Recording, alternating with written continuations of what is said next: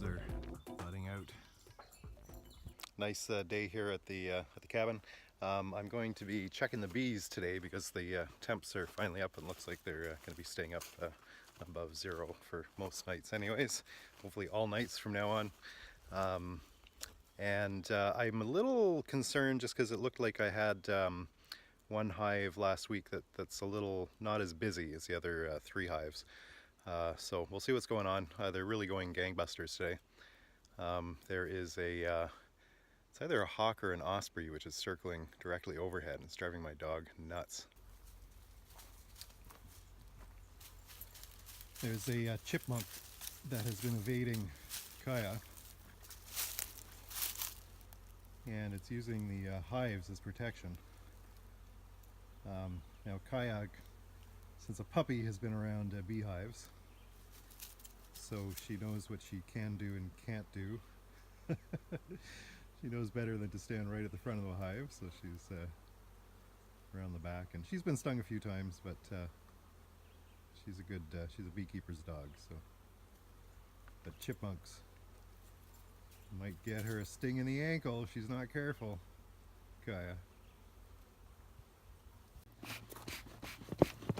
Let's go. Well, there's the hive action right there.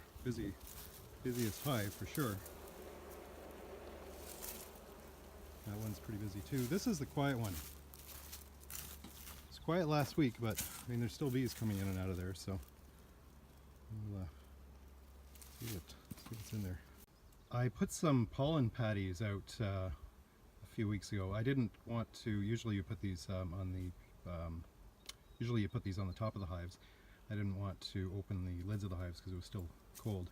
Bees haven't touched it at all, so I'll be checking that out. I don't think, pollen patties, if you have a nuke that is desperate for feeding, that might be a good idea for pollen patties, but I've never really had much luck with them. The bees really don't take it. If the bees are out flying, generally they're finding pollen pretty darn early in the year. Around here it's generally pussy willows, and the dandelions are out, so they're not interested in this anymore.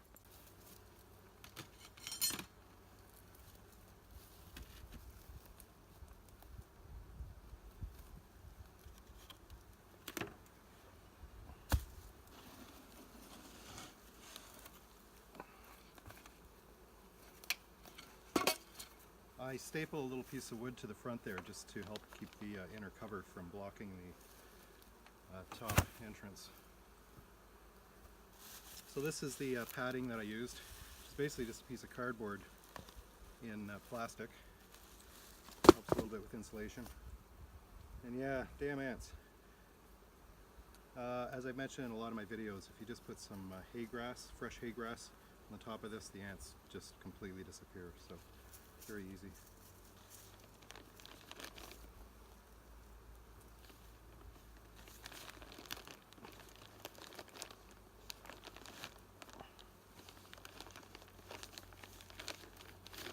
I'm not worrying about the ants right now because they'll just take off on their own.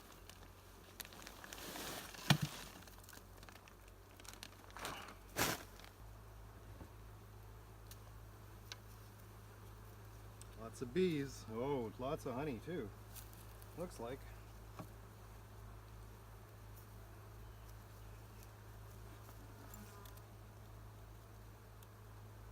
don't know if this is new honey or what, but they're pretty jam-packed in here.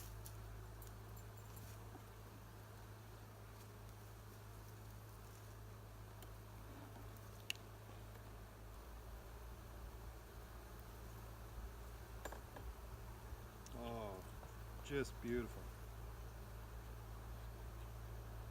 Just beautiful.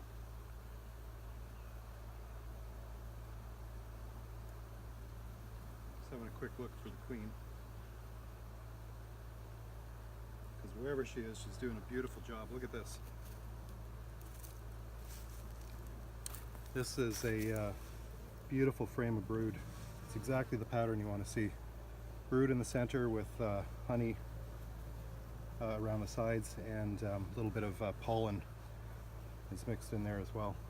Other side, same thing. That's a beautiful thing. Really nice. This top box is pretty packed, so generally the queen likes to move up during the winter. Well, all the time they always like to move up, so I will likely reverse these boxes. Oh, beautiful. We got some, to show you here, got some drone cells. These drone cells are the raised cells here. Is my queen right there?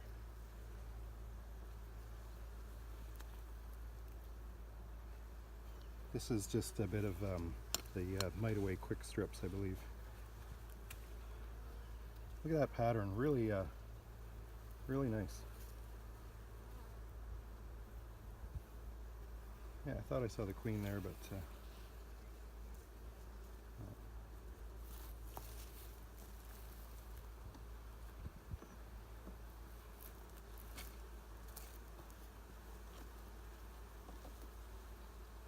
so these are great. I'm going to start a nuke with a couple of these frames.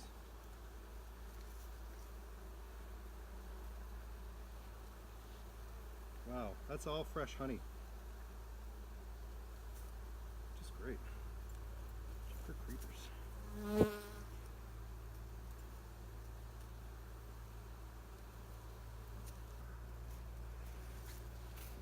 Okay, so hopefully you'll be able to see what I'm doing here. So what I'm doing is I'm doing a split.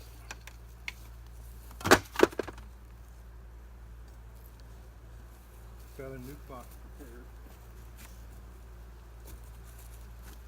This is the box, the nucleus that didn't make it over the winter. So I just want to make sure the bees are pretty busy over here, so I want to make sure I'm not removing the queen, which isn't completely disastrous this time of year because they'll be trying to raise a new queen themselves pretty soon anyways. It's good, so that's got lots of brood. So basically what you need to do is you've got to have at least one decent frame of brood, a very young brood, only a few days old, with the size of a grain of salt,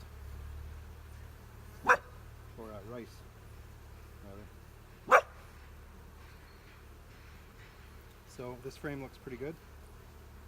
It's got lots of different stages of brood in there.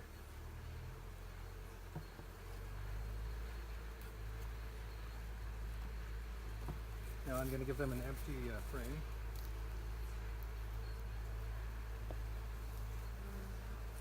I know this looks, well it is, it's got some mold in it and that, but bees will clean that right up. In fact, maybe I'll put this in the strong hive and put the stronger hive, clean it up. I'm going to give them a frame of honey. Got some honey from last year in my trunk, although they barely need it. So I'm replacing frames of this guy, and then here's the new split hive. Look, ladies.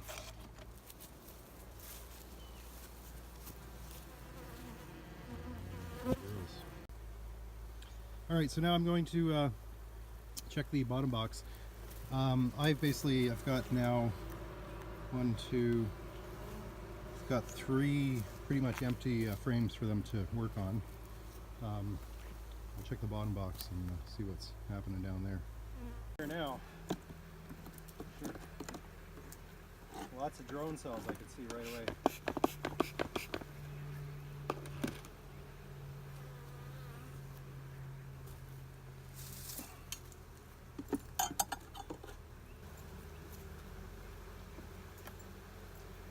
Okay, so lots of bees. But as suspected, this looks like it's mostly drone cells and not a lot of brood, so yeah, there's a little bit of brood.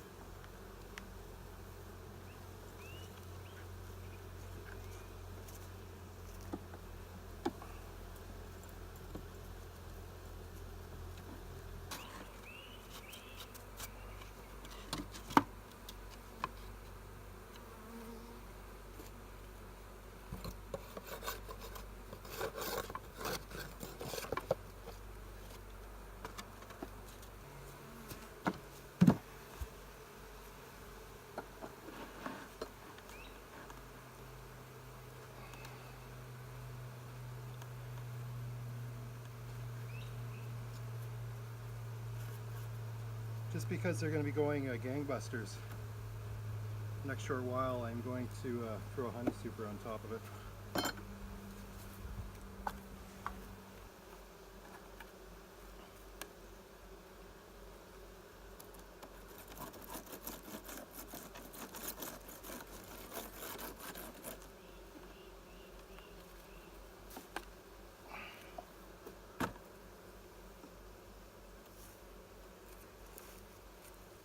So again, that's for the ants. That's all you need. Presto gonzo, no more ants. Alright, that's it for you guys, ladies.